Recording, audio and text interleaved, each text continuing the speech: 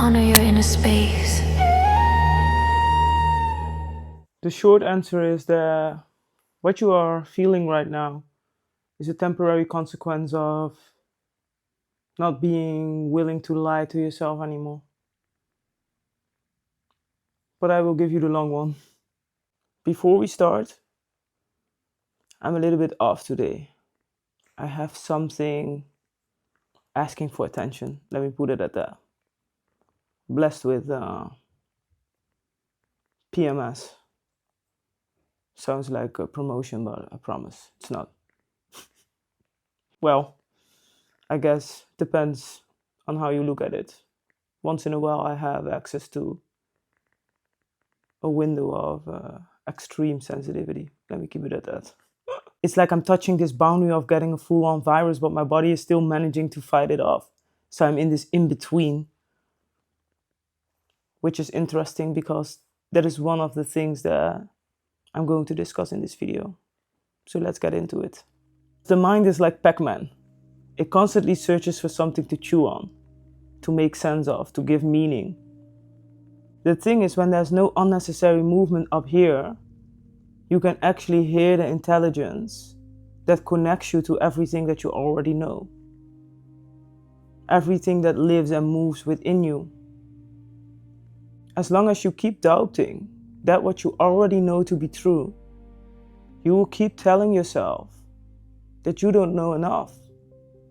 We become very good at extracting insight from the outside. But a lot of time it keeps you in a state where the system keeps chewing instead of embodying. Integration is quite boring compared to gaining insight. It's quiet, repetitive, ordinary. And that is where often the resistance comes from. Well, being still is not about standing still or about stopping your life. It's about stopping the noise, the distraction that you are about to build it on. Because if you move from uncloudy distraction noise, you will just keep recreating the same pattern in different ways. It's just like water. In essence, it's clear. But as soon as you put it in a cup and you shake it, it becomes unclear. Leave it standing still for a while and clarity will return. And from that place, you don't have to figure things out anymore. They will have a place to naturally arrive. There's a form of knowing that will feel obvious the moment you become fully available to it. How? With your undivided commitment, attention, presence. Right now, a lot of people are in between two versions of themselves, where you are not who you were anymore, but also not fully stabilized in what's next yet. And that can create a very uncomfortable feeling, where you clearly know what isn't aligned anymore. You know where you can't go back to anymore.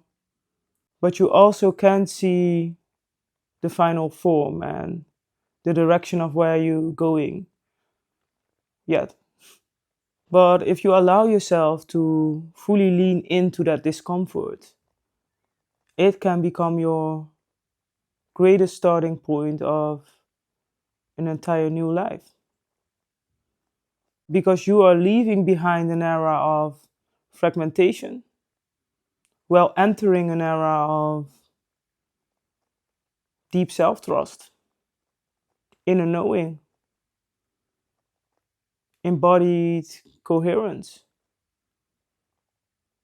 And the bridge between those worlds is internal reorganization that always has to take place before full integration and embodiment stabilizes.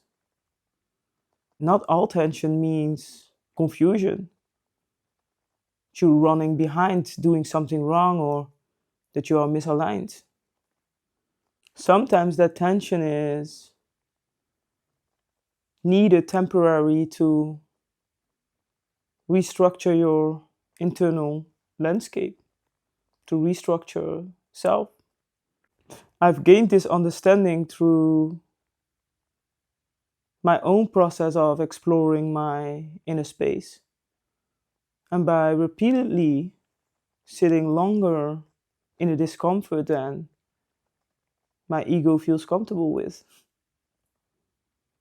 That's where my work comes from. The intensity in my work comes from how honestly I speak with myself. That's why my content isn't instructional.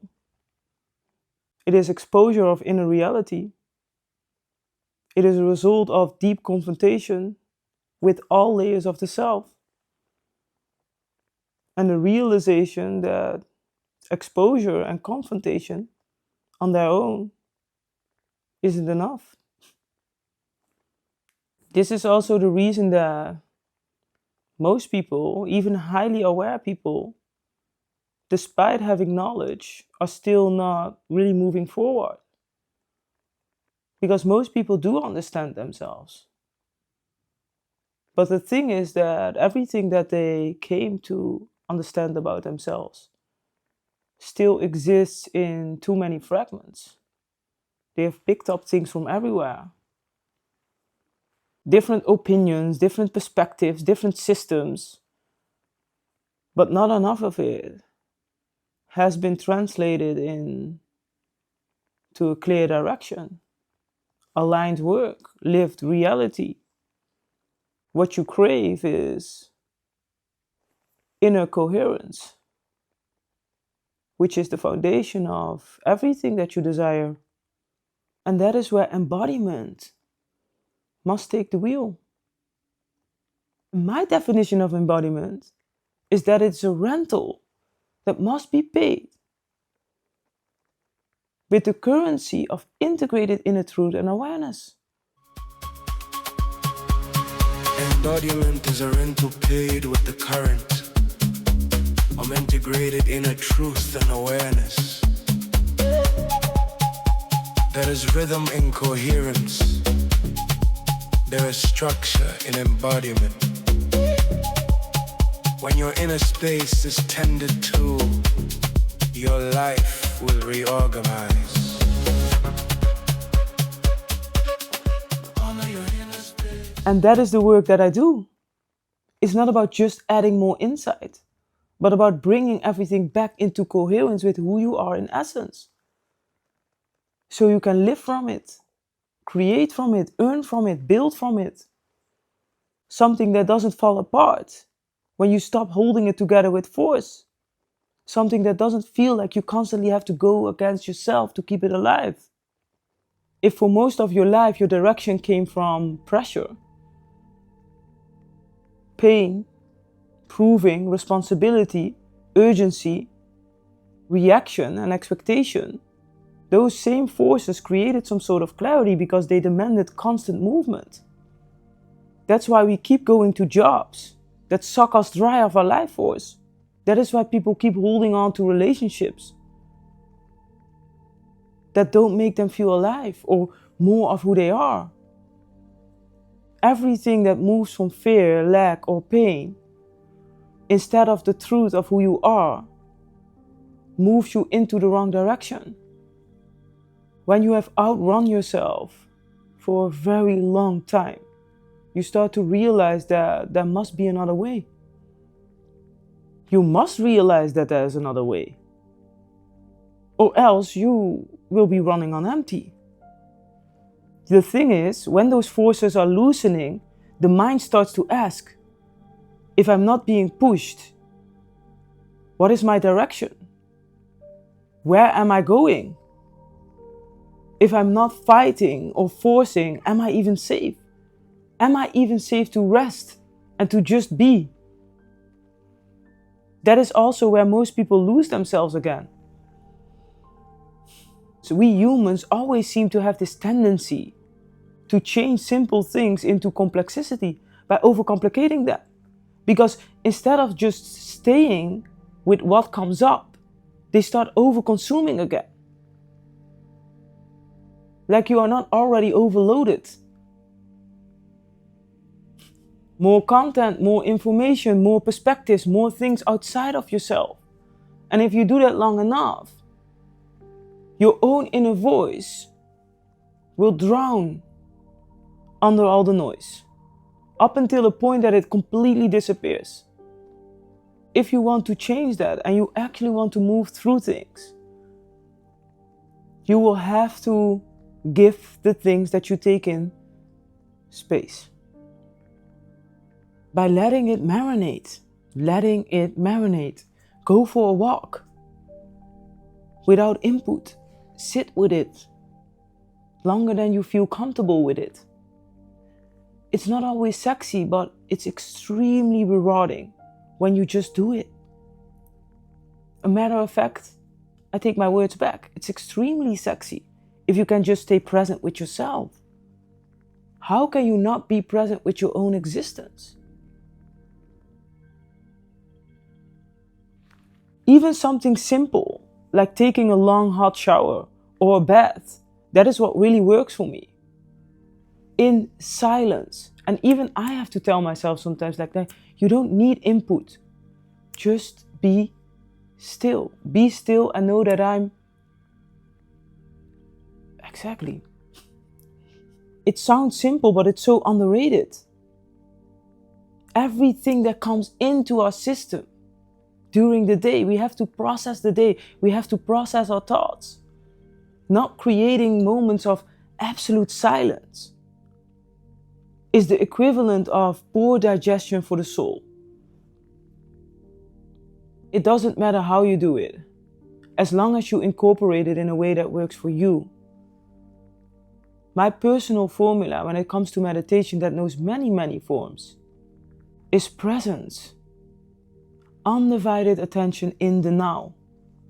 Returning to the self to restore inner coherence, which makes your field not only stable and aligned, but also magnetic for the things that are truly meant for you, so that they can find their way. It's when your mind, body, emotions, your field are in rhythmic agreement with your soul's essence. For that to happen, you need to consistently create space to separate the things that you consume from who you are. Get new ideas. Let your own thoughts form again. Let your own vision and direction come through. Let only your own clarity become the foundation of your outer creation. Because if you keep consuming, you will never hear yourself clear enough to be able to decide which move is the right one for you. That is the shift, moving from clarity that comes from constraint to clarity that comes from connection with self, clarity that comes from alignment. And getting into alignment doesn't always feel good immediately. No. But it really starts to feel like it when it's consistently fully chosen and continuously acted upon. That is why you are not meant to know everything yet, because knowing everything would require a version of you that hasn't been stabilized yet. What does that mean? That the clarity, the knowing, comes from moving from the truth of who you are instead of who you thought you had to be.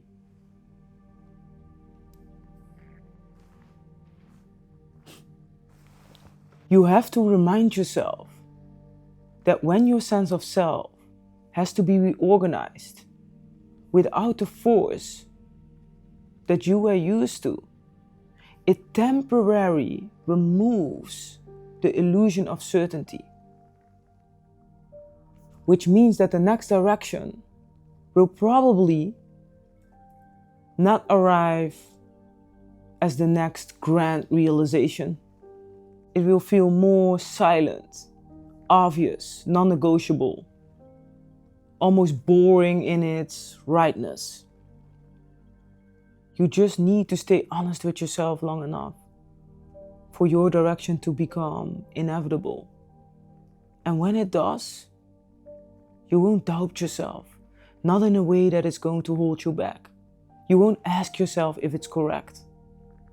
Everything will start to move again on its own. Just follow that and it will lead you the way. It is coherence before expansion. I'll leave it at that. Honor your inner space and carry yourself with grace. Ciao.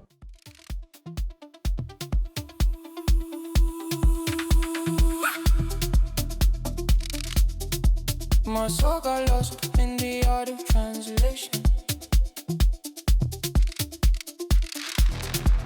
It's my anger that I feel is frustration.